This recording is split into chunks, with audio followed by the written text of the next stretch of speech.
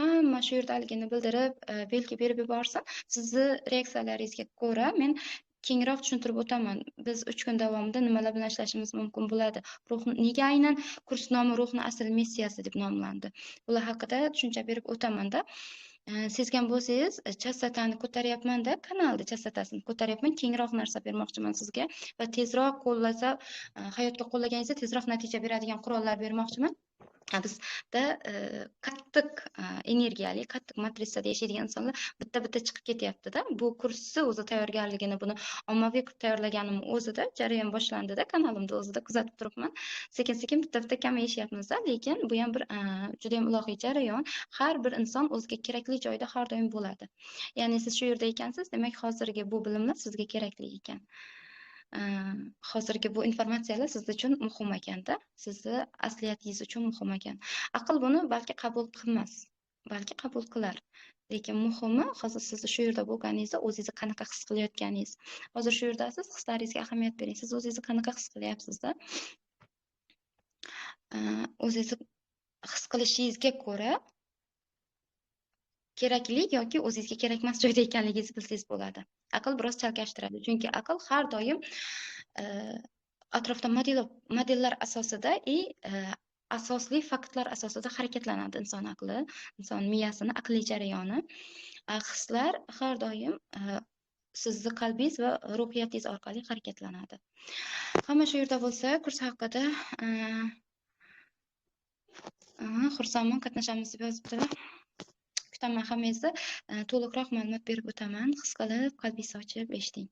To'liq o'zingiz orqali oltin yuragingiz ochgan holatda eshiting. Shunchaki hozir his qila olmayotgan bo'lsangiz ham, hozir meni quloqlarim emas, yuragim, qalbim orqali eshitay bu informatsiyalarni deyishingiz o'zida sizni ma'lumotlarni olayotganingizda, ma'lumotlarning tahlilida haqiqiy jarayonlar boshlanib ketadi. Bunga ishonch bildirishingiz bilan. Bilasiz, hammamiz bilamiz, biz tanamiz ichida ruhimiz mavjud, bizda insonda ong bor, aql bor, qalb bor, muqaddas ruhiyatimiz bor. Har doim hamma joyda aytiladi, hamma joyda, Instagramda, YouTube'da, hamma joyda ma'lumotlar borda. Ya'ni qalb, tana, ruh bir uyg'unlikdagi yashashi, mana shunaqa informatsiyalar bor-ku, shunaqa texnikalar bor deylik. Lekin buni aslini qachon bir uyg'unlikka keltira olamizda? Qachonki biz to'liq o'zimizni yaralishimizdan maqsadimizni o'zimiz his qila olganimizda, ya'ni tashqaridan aytib berishgani bu boshqa gap. Tashqaridan aqlingiz bilan biz shunchaki yashab o'tishga kelmadik bu yerda. Maqsadlarimiz, yashashimizdan juda ham chuqur ma'no bor. Xudo muqaddas yaratuvchi, buyuk yagona yaratuvchi bizni shunchaki yaratmadi deganingiz bilan buni aql orqali aytish boshqa narsa, buni oxirigacha o'zingiz orqali his qilish boshqa-da. Bu 3 kunlik dasturimizda, ya'ni siz asl missiyangizni his qilish jarayonida bularni hammasini his qilib chiqasiz. Shunga asoslantirilgan, ya'ni shunga asosan yaratilingan. Sizni hislaringizni to'g'irlanishiga asoslab yaratilingan. Bo'lishi mumkin hayotingizda turli xil og'riqli jarayonlar, balki kasallik savoli bordir, balki farzandlaringiz bilan bog'liq savollaringiz bordir-da. Farzandlarda kasalliklar bordir, balki moddiyatingiz bilan bog'liq savollaringiz bordir-da. Shu bilan birgalikda sizda savol ketayotgandir. Nega aynan men yashab o'tyapman bularni?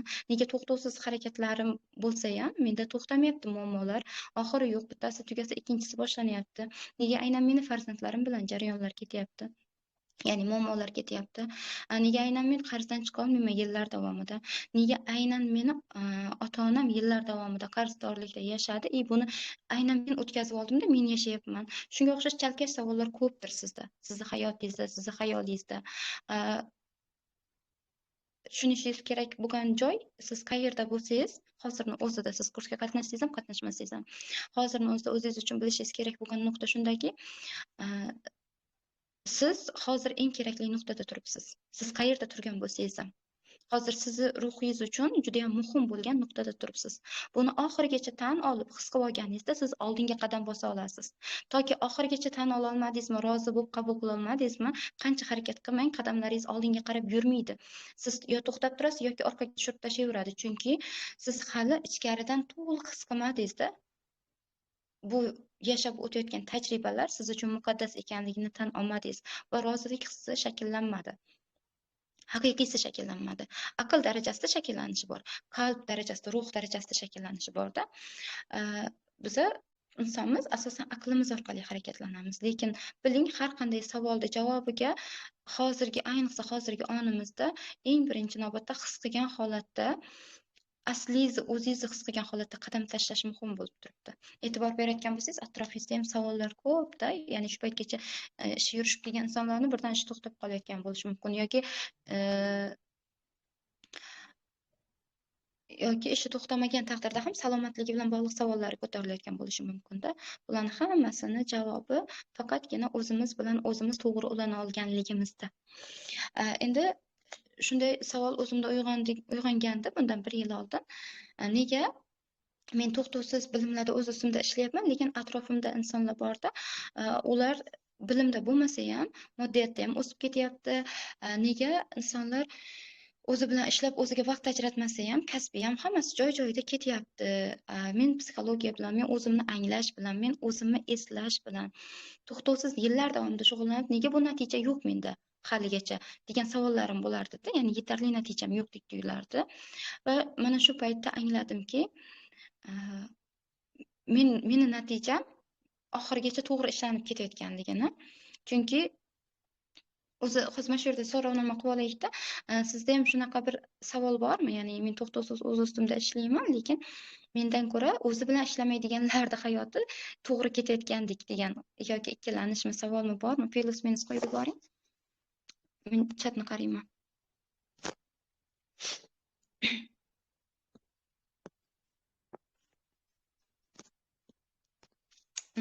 Mana shu savollarni hozir javobini beraman, lekin yana ham kengroq tushunib olasiz. Bu aynan ruhni asl missiyasi kursida.